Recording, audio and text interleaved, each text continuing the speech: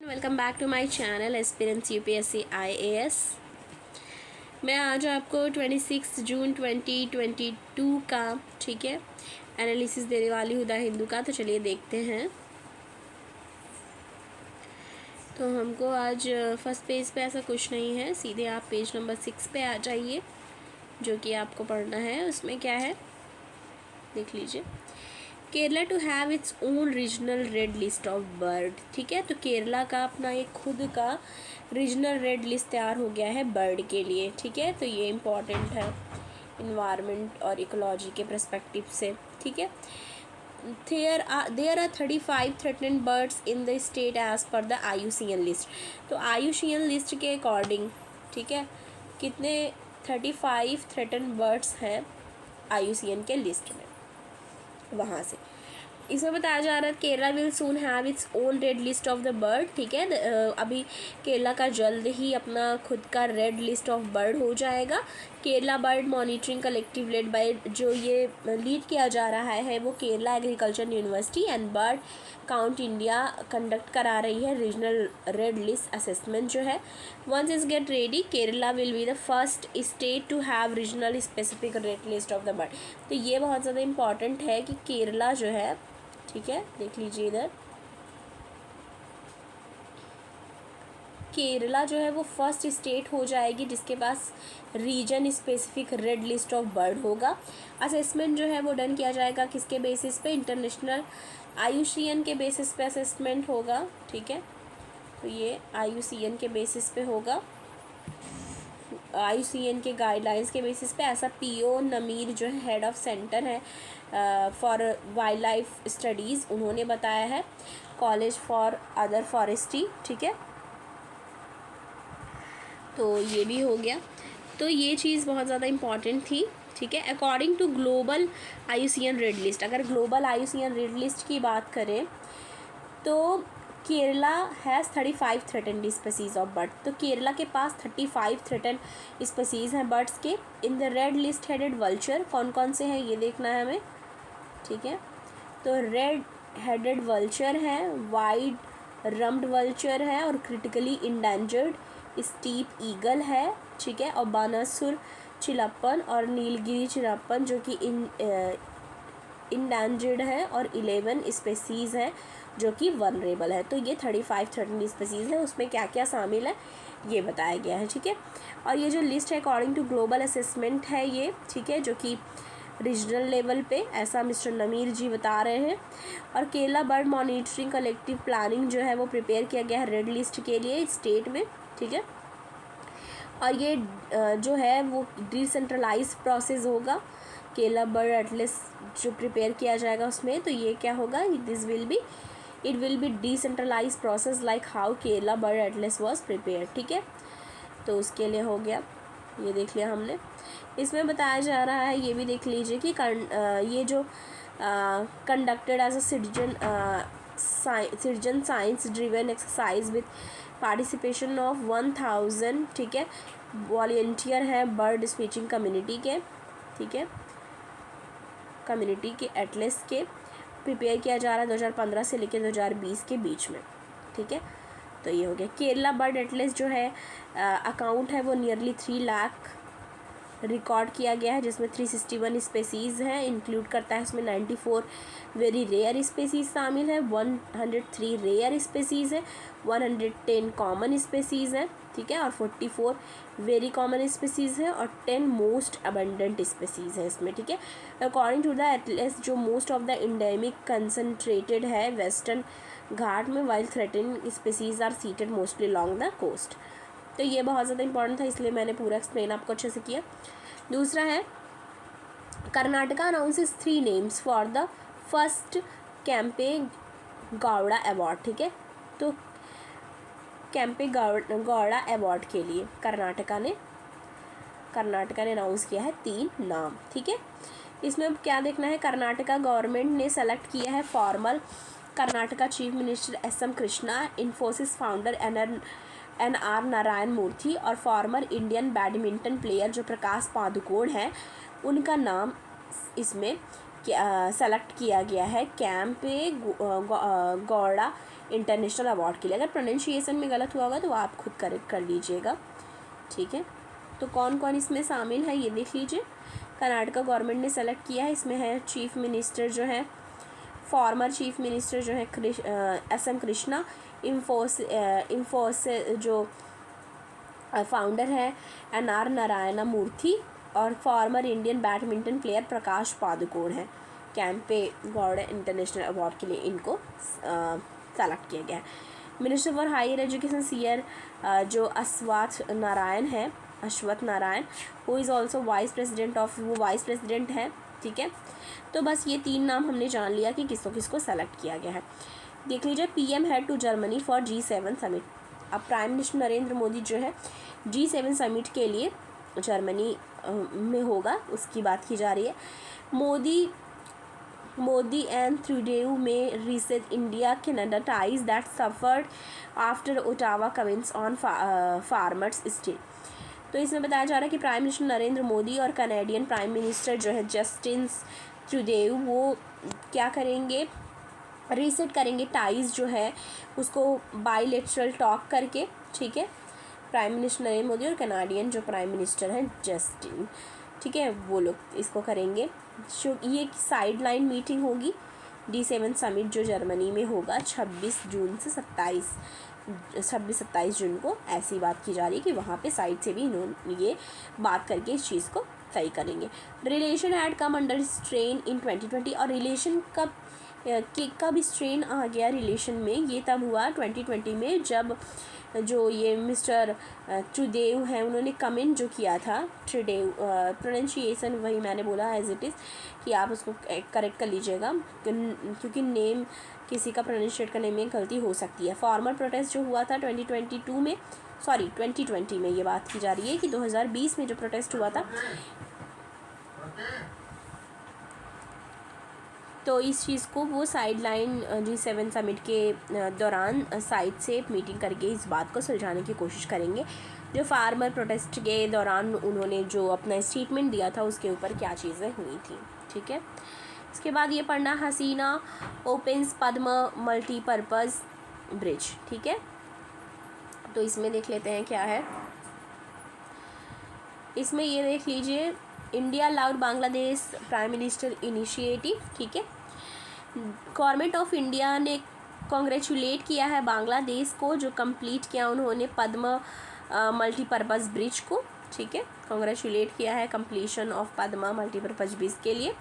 Praise किया है leadership of prime minister Sheikh Hasina को, Indian high commissioner in Dhaka, ठीक है, की तरफ से ये कहा जा रहा है कि ये जो इंफ्रास्ट्रक्चर प्रोजेक्ट है, ठीक है, बोल्ड डिसीज़न रहा है, ठीक है, एबिलिटीज़ के लिए। और इंडिया एज ऑलवेज इंडिया ने हमेशा सपोर्ट किया है जो डेवलपमेंटल इनिशिएटिव रहा है बांग्लादेश में उस चीज़ को, ठीक है। तो इस चीज़ के लिए बहुत ज़्यादा प्रेज़ किया गया है। अब इसमें बताया जा रहा है कि ये भी डिक्लेयर किया गया है, ठीक है। अब इसमें क्या बताया जा रहा है कि जो ब्रिज है, ठीक है, ये ब्रिज है वो कनेक्ट करेगी एटलीस्ट 20 डिस्ट्रिक्ट को बांग्लादेश से। एक्सपेक्ट किया जा रहा है कि ये फास्ट कर देगा, ये हेल्प करेगी faster transportation of good and communities with India और नेबर कंट्रीज़ जो है नेपाल और भूटान के साथ भी।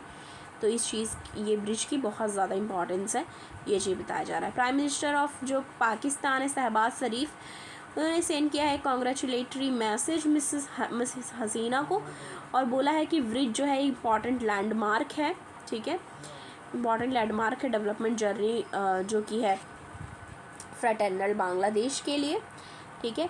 और एक स्पीच डिलीवर किया गया फ्राइडे को प्राइम मिनिस्टर जो हसीना है वहाँ बांग्लादेश की उनकी तरफ से, कि ये कहा गया है कि BNP is linked with Pakistan, they always sing दिल में है Pakistan, so it's obvious that they do not want prosperity of Bangladesh, said Miss Hasina criticized those who used to oppose the construction of Padma Bridge।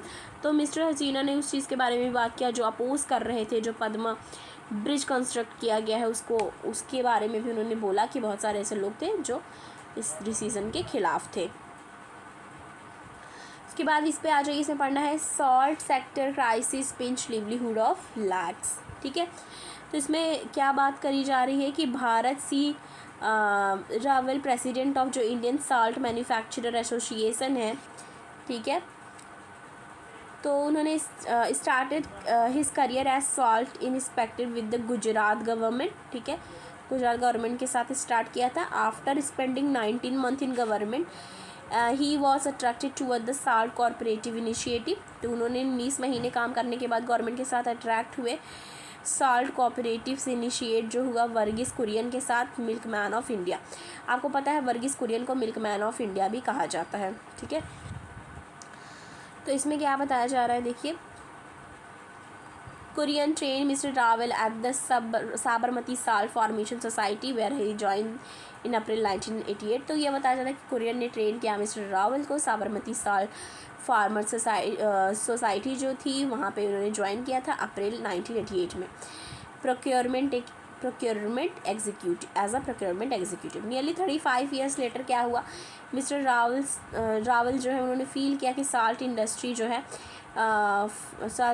Face कर रही है huge challenge, ठीक है, huge challenge face कर रही है अपने डिमांड को पूरा करने के लिए, ट्रैक करने के लिए, और रियलाइज़ किया क्राइसिस फेस किया जा रहा है साल्ट फार्मर के द्वारा। तो ये सारी चीज़ों को लेके इस आर्टिकल में बात की गई, इसको ही पढ़ना है। While farmer suffer due to lack of MSP, worker are in distress और want to wage system and security. तो ये भी चीज़ें पढ़ने की ज़रूरत है बहुत ज़्यादा, साल्ट से related. Salt sector crisis pinches livelihood loss. Salt sector crisis है वो बहुत ज़्यादा लोगों की लिवलीहुड जो है, जीवन यापन करने का चीज़ें हैं, उस पर असर डाल रही है। अभी उसके बाद ये देख लीजिए, Udaipur bird village to be declared wetland. तो उदयपुर का जो बर्ड विलेज है उसको डिक्लेयर कर दिया गया है वेटलैंड, ठीक है। तो ये भी बहुत ज़्यादा इंपॉर्टेंट है। इसमें है the 2 lake Brahma and Dhand play host to as large number of migratory bird in winter season, ठीक है।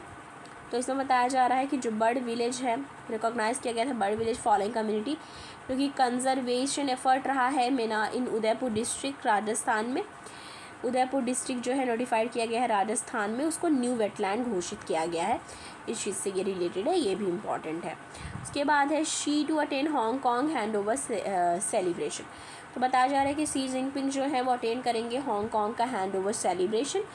Event to coincide with the inaugurations of new government on the July 1, ठीक है। तो ये कॉन्साइड करेगा जो इनाग्रेशन है न्यू गवर्नमेंट का जुलाई 1 में, उसके साथ ये कॉन्साइड कर सकता है। ऐसा बता रहा है कि चाइनीज़ प्रेसिडेंट जो है सी जिनपिंग वो अटेंड करेंगे जो इवेंट है, जो सेलिब्रेट कर रहे हैं वो लोग 25 years Hong Kong hand over to China.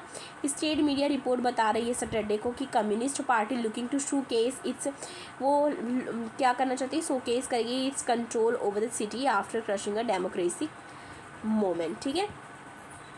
तो ये चीज़ है कि शी टू अटेंड, तो उनके देखिए अटेंड करने की बात चलिए, देखिए करते हैं क्या होगा आगे वो न्यूज़ में बताया ही जाएगा। इसके बाद ये पढ़ना है has to anti defection law failed in India. तो बताया जा रहा है क्या एंटी डिफेक्शन जो लॉ है वो फेल हो गया है इंडिया में, ये क्वेश्चन है, क्वेश्चन मार्क है, ठीक है। तो इसमें क्या है, स्टोरी क्या है ये देख लीजिए। महाराष्ट्र की बात चल रही है। महाराष्ट्र का क्या हुआ कि कॉन्स्टिट्यूशनल क्राइसिस देखी जा रही है महाराष्ट्र में, आप सब देख ही रहे होंगे न्यूज़ में। तो मेनी रूलिंग शिवसेना लेजिस्लेचर जो है वो रिवोल्ट किया against leadership of chief minister Uddhav Thackeray and now holded up in the hotel in distance Guwahati to keep out of the reach of the party leader. They are travel to Guwahati via Surat, ठीक है, travel करेंगे Guwahati via सूरत।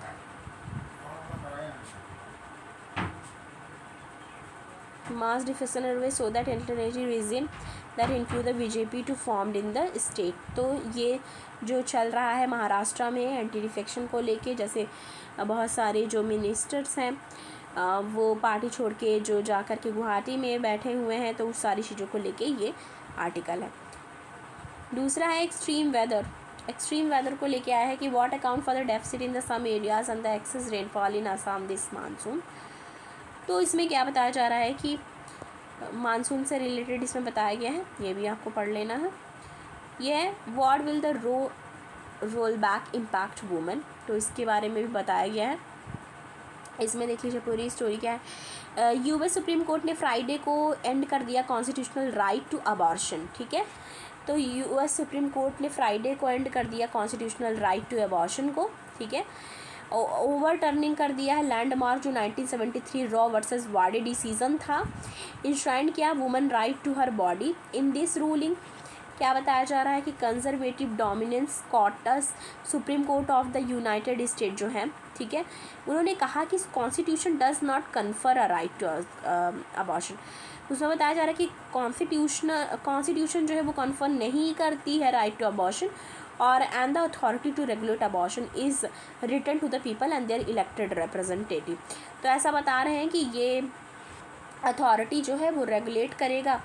अब ये return हो गया है people और elected representative को लेके, अभी कॉन्स्टिट्यूशन इसमें कुछ नहीं बोलेगा, ऐसा वो बता रहे हैं। इसमें है 6-3 वर्डिक्ट जो हुए हैं, इसमें ड्राफ्ट ओपिनियन लिंक है early May claiming that SCOTUS would vote to strike down the right to abortion, ठीक है।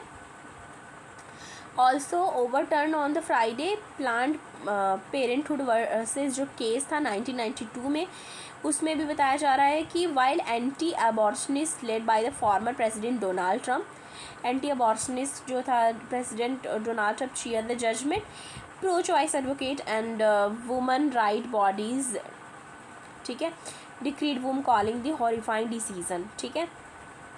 तो ये भी पढ़ लेना है, ठीक है। तो बस आज के द हिंदू के एनालिसिस में इतना ही था। तो आप बताइएगा कि आपको द हिंदू का एनालिसिस कैसा लगा, और लाइक करिएगा वीडियो को, ज़्यादा से ज़्यादा शेयर करिएगा, चैनल को सब्सक्राइब करिएगा। Thank you.